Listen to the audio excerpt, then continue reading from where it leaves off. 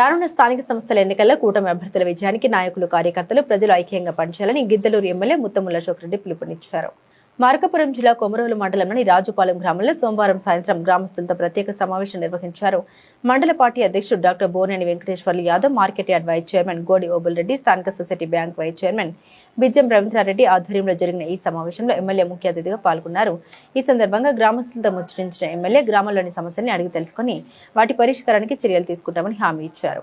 మండలంలోని ప్రతి పంచాయతీలో కూటమి అభ్యర్థులు ఘన విజయం సాధించేలా కృషి చేయాలని పిలుపునిచ్చారు. అలాగే పశ్చిమ ప్రకాశం ప్రాంత అభివృద్ధికి ముఖ్యమంత్రి నారా చంద్రబాబు నాయుడు చేపట్టిన అభివృద్ధి కార్యక్రమాలను ప్రజలకు వివరించాలని తెలిపారు. ఈ సమావేశంలో తెలుగుదేశం పార్టీ నాయకులు, కార్యకర్తలు, గ్రామస్తులు, ప్రజాప్రతినిధులు తదితరులు పాల్గొన్నారు. గౌరవ ముఖ్యమంత్రి నారా చంద్రబాబు నాయుడు గారు ఎన్డీఏ కూటమి ప్రభుత్వం అధికారంలోకి వచ్చినప్పటి నుంచి రైతు సంక్షేమమే ప్రభుత్వ ధ్యేయంగా ఈరోజు ఆ విధానాలను అవలంబిస్తూ ముందుకు పోతా ఉన్నారు.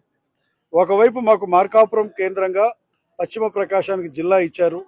రెండవ వైపు ఈ ప్రాంత రైతాంగానికి మేలు చేయాలనేటువంటి సదుద్దేశంతో ఉన్నటువంటి గౌరవ ముఖ్యమంత్రి గారు మాకు వెలుగొండ ప్రాజెక్టుని జూలై నాటికల్లా, రేపు వచ్చే జూలై నాటికల్లా మాకు ఏదైతే సుంకేస్ల, గొట్టిపడియ, కాకర్ల గ్యాపులలో నీరు నింపాలని ముఖ్యమంత్రి గారు ఆదేశాలు ఇవ్వడం, ఆ ఆదేశాన్ని అనుసరించి గౌరవ మాకు జలవనరుల శాఖ మంత్రి గారు వారి యొక్క శాఖలో ఉన్నటువంటి అధికారులను పురమాయించి పనులు వేగవంతంగా చేయడం జరుగుతుంది.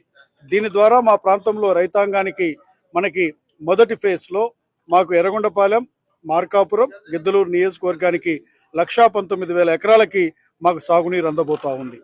రెండవ వైపు వచ్చేటప్పటికి మాకు గౌరవ ముఖ్యమంత్రి గారు పశ్చిమ ప్రకాశం వాసుల పట్ల ఒకవైపు జిల్లా ఇవ్వడమే కాదు, రెండవ వైపు వెలుగొండనది వేగవంతంగా పనులు పురమాయించడమే కాకుండా మాకు హార్టికల్చర్ హబ్ కింద రాయలసీమ జిల్లాలతో పాటు ఈరోజు మా యొక్క మార్కాపురం జిల్లాను కూడా పెట్టారు. దీని ద్వారా ఈ ప్రాంతంలో ఉన్నటువంటి రైతాంగం హార్టికల్చర్ వైపు పంటను మరలించుకునేటువంటిది ఒక పద్ధతి, రెండవది ఆదాయాన్ని రెండింతలో మూడింతలో పెంచుకునేదానికి ఆయన ఈ యొక్క హార్టికల్చర్ హబ్ కింద ఈ ప్రాంతాన్ని పెట్టడం ద్వారా రైతాంగాలకు మేలు చేయబోతున్నారని తెలియజేస్తా ఉన్నాను.